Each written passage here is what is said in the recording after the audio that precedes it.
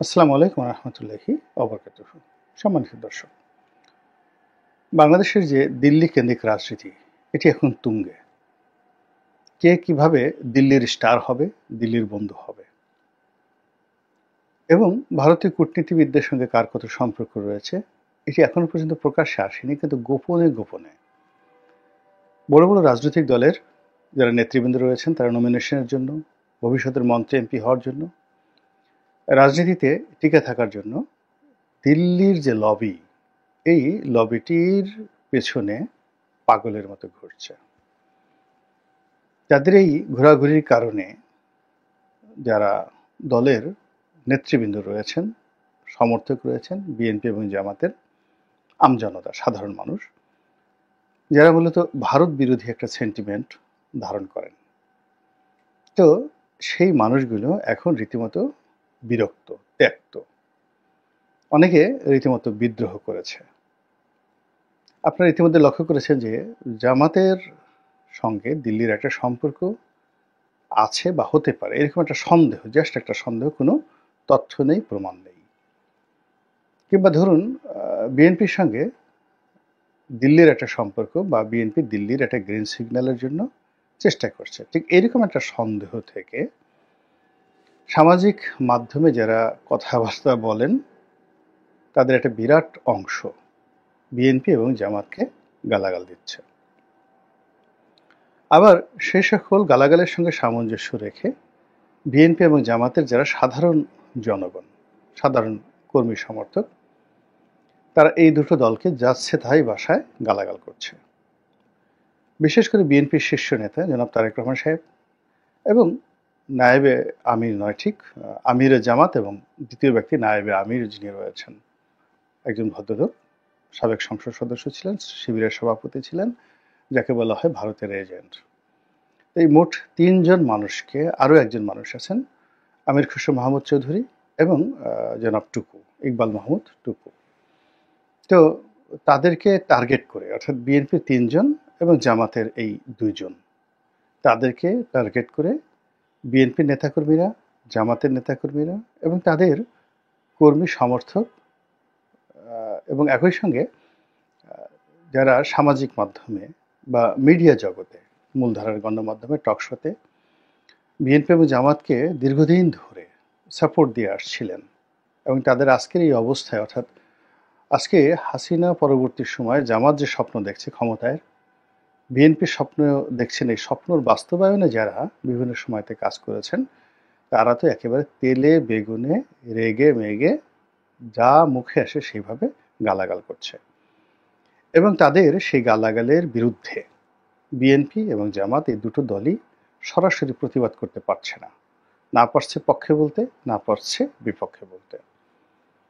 প্রায় প্রতিদিনই বিএনপির সঙ্গে আওয়ামী লীগের কার কি আত্মীয়তা, আওয়ামী লীগের যারা বড় বড় লোক, যেমন ধরুন এস আলম কিংবা সালমান এফ রহমান কিংবা ধরুন বসুন্ধরা, এই ওনাদের সঙ্গে বিএনপি এবং জামাতের কাদের আগে কেমন সম্পর্ক ছিল আর ইদানিংকালে কেমন সম্পর্ক হয়েছে, এই বিষয়গুলো নিয়ে তুমুল আলোচনা চলছে এবং সেই আলোচনার মধ্যে আমরা ভুলেই গেছি যে গত কয়েক মাসে এই ইউনূস সরকার ক্ষমতা আসার পরে নতুন করে কয় লাখ রোহিঙ্গা বাংলাদেশে ঢুকলো, আমেরিকা কি চাচ্ছে, ভারত আসলে এখানে পার্বত্য অঞ্চলে কি খেলাধুলা করছে, কিংবা এখানে ভারত কিভাবে আওয়ামী লীগকে পেট্রন করার চেষ্টা করছে, এই জিনিসগুলো নিয়ে আমরা আলোচনা করতে ভুলে যাচ্ছি।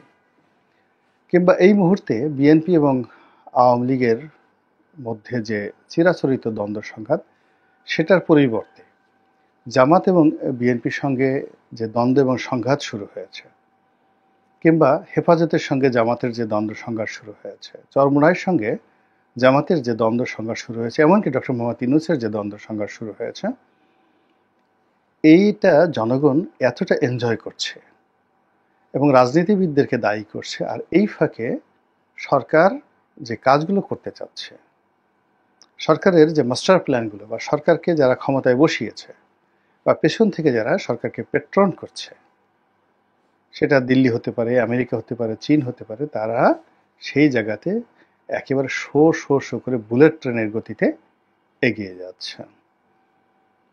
তো এই যে একটা অবস্থা, সে অবস্থাতে ৩ ধরনের সমস্যা। সে সমস্যা হলো যে আমাদের এই রাজনৈতিক অঙ্গনে আমরা যা শুনছি, যা দেখছি, সেটি বাস্তব নয়। এর পেছনে আরও খেলাধুলা আছে। ফলে আমরা এক ধরনের ধোঁয়াশার মধ্যে পড়েছি সাধারণ আমজনতা। রাজনৈতিক দলগুলোর মধ্যে একটা ব্রিজ থাকে। একটা হলো বাইরে রাজপথের আন্দোলন থাকে, আর ভিতরে একটা সমঝোতা থাকে। এখন দুটোই বন্ধ। বাইরে এরকম কোনো প্রকাশ্য শত্রুতা, প্রকাশ্য বন্ধুত্ব নেই। একেবারে ছেলে খেলামূলক কতগুলো বৈঠক, ছোট ছোট রাজনৈতিক দলের সঙ্গে বিএনপি বৈঠক করছে। জামাতের আমির সাহেব চরমোনাইয়ের আমির সাহেবের সঙ্গে দেখা করতে গেছেন। এরকম যে বিষয়গুলো, এগুলো একেবারে যাকে বলা হয় আপনার খুব মাথা ব্যথা হয়েছে, একটু নিক্স বা ভিক্স আপনি মেখে দিলেন কপালে। ঠিক এইরকম রাজনৈতিক কর্মকাণ্ড কিন্তু সত্যিকার অর্থে জনগণকে সম্পৃক্ত করে যে রাজনৈতিক কর্মকাণ্ড, সেটা গত 7 মাসে কোনো রাজনৈতিক দল করতে পারেনি। এর মধ্যে বেশ কয়েকবার আবেগ তাড়িত হয়ে কিছু কাজ হয়েছে। যেমন ধরুন, ভারত যখন সার্জিক্যাল স্ট্রাইক করতে চাইবে, তখন রাজনৈতিক ঐক্যমত তৈরি করার জন্য ইউনূস সাহেব ডাকছেন, সবাই সেখানে হুড়মুড় করে গেছেন। আবার এই যে March for Gaza, March for Palestine, এটাকে কেন্দ্র করে এখন একটা সমাবেশ, একের পর এক সমাবেশ হচ্ছে। এটা আবেগ তাড়িত, আবেগ কেন্দ্রিক, কিন্তু এর সঙ্গে কোনো রাজনীতি জড়িত নেই। এটার দ্বারা কোনো রাজনৈতিক দল সুফল তো পাবেই না, বরং রাজনৈতিক দলগুলো একটা বিপদ শুরু হয়ে যাবে যে এই যে মার্চ ফর প্যালেস্টাইন, তারা একটা সাধারণ অনুষ্ঠানে যদি 10 লাখ লোক তারা আনতে পারে, তাহলে বিএনপি বা জামাত তাদের রাজনৈতিক কর্মকাণ্ডে যদি 50,000 লোক জড়ো করতে না পারে, সংগত কারণে বলবে না, তোমাদের দ্বারা হবে না। তো এইভাবে রাজনৈতিক অঙ্গনে একের পর এক জটিলতা শুরু হয়েছে। আর সেই জটিলতার সুযোগটা নিচ্ছে আওয়ামী লীগ। আওয়ামী লীগের এই মুহূর্তে একমাত্র বন্ধু ভারত। 2 নম্বর হলো তাদের বন্ধু রয়েছে তাদের টাকা। তাদের টাকা আছে আর তাদের ভারত আছে। ফলে এই যে একটা ক্রিটিক্যাল মোমেন্ট চলছে বাংলাদেশের রাজনীতিতে, এই সময়টিতে পুরো পরিস্থিতিকে জটিল থেকে জটিলতর করার জন্য এবং এখানে একটা গেম খেলার জন্য আওয়ামী লীগ ভারতকে ব্যবহার করবে এবং তাদের অর্থকে ব্যবহার করবে। যেহেতু এই মুহূর্তে রাজনৈতিক দলগুলোর মধ্যে একটা বিশ্বাস চলে এসছে, বড় বড় রাজনৈতিক দলগুলো, যে আগামীতে ক্ষমতায় যেতে হলে ভারতের সহযোগিতা দরকার, আমেরিকার সহযোগিতা দরকার। তো আমেরিকার সহযোগিতার জন্য, ভারতের সহযোগিতার জন্য রাষ্ট্রীয় পর্যায়ে যে কথাবার্তাগুলো হচ্ছে, মন্ত্রী, এমপি, সেনাপ্রধান, তারপরে মিলিটারি ব্যুরোক্রেসি, সিভিল ব্যুরোক্রেসি, এটার পরিপূর্ণ সুফলতা পাচ্ছে বা সফলতা পাচ্ছে বর্তমান ডক্টর মোহাম্মদ ইউনূসের সরকার। এখানে রাজনৈতিক দলগুলোর কোনো রকম যোগাযোগ নেই, এবং এখানে তারা এসে সরাসরি ইউনূস সাহেবের সাথে যোগাযোগ করছে এবং ইউনূস সাহেবের কাছে বলছে যে ঠিক আছে, আপনাকে করিডোর দিতে হবে, আপনাকে এটা করতে হবে, এটা করা যাবে না, ইত্যাদি ইত্যাদি। এবং সেখানে রাষ্ট্রে সরকার টু সরকার যে বেনিফিট, এটা রাজনৈতিক দলগুলো পাচ্ছেন, এর পুরোটাই ডক্টর মোহাম্মদ ইউনূস। আর ডক্টর মোহাম্মদ ইউনূস যেটা পাচ্ছেন, এটা অটোমেটিক এনসিপির ভূগোলে চলে যাচ্ছে।